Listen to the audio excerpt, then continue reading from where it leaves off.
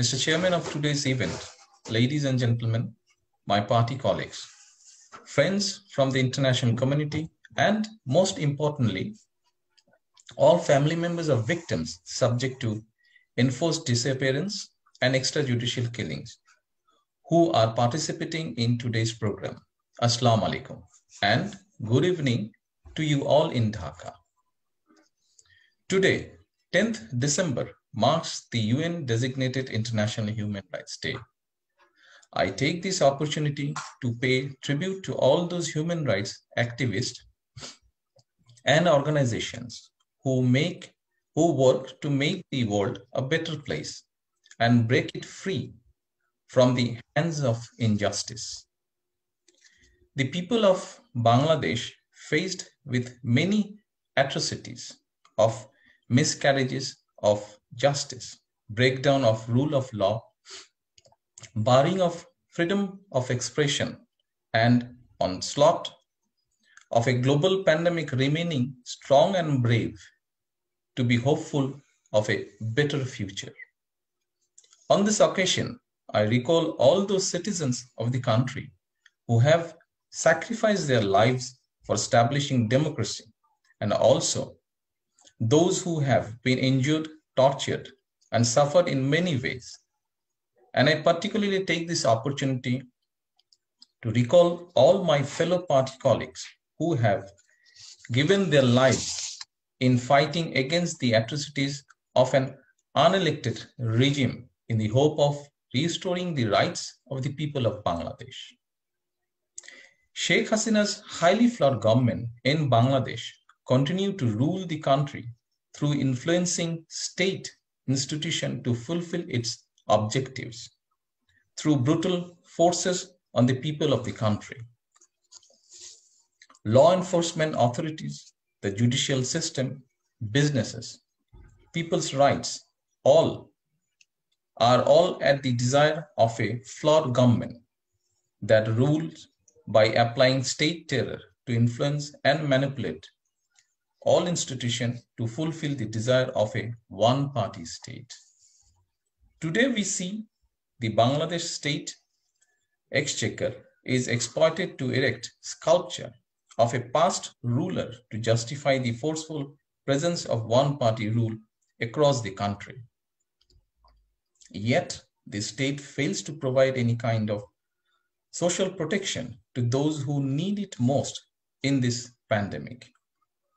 No support to provide food and shelter for the economically disadvantaged people.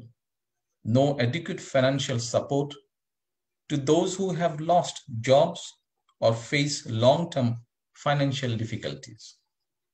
No support for small businesses, but yet we see millions of crores being looted by beneficiaries of the ruling political regime from state banks, institutions, and organizations.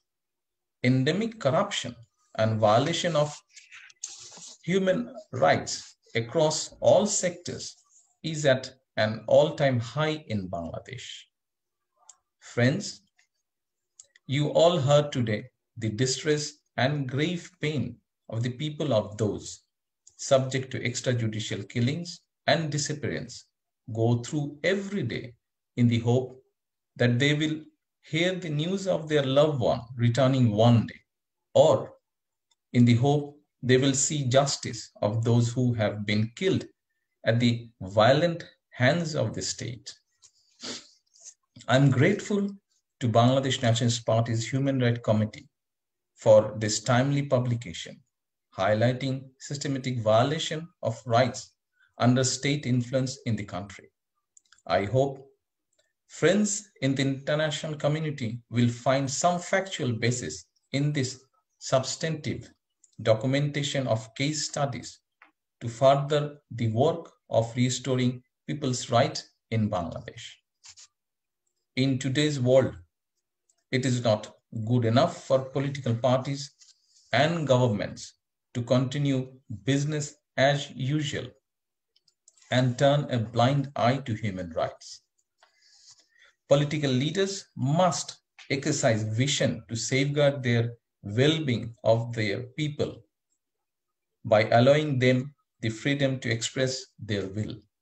A renewed pledge to commit to reforming legislation is required to incorporate inclusive right in a country that is fit for purpose. The root cause of the sharp demise of human rights in Bangladesh resides in the dismantling of the electoral process and thus people's right to democratic franchise. Friends, together we must raise our voices nationally and internationally to restore the democratic process and human rights in Bangladesh. Thank you all again for taking the time to attend this event, and I wish you all well and every success in your endeavor to make the world a better place. Thank you.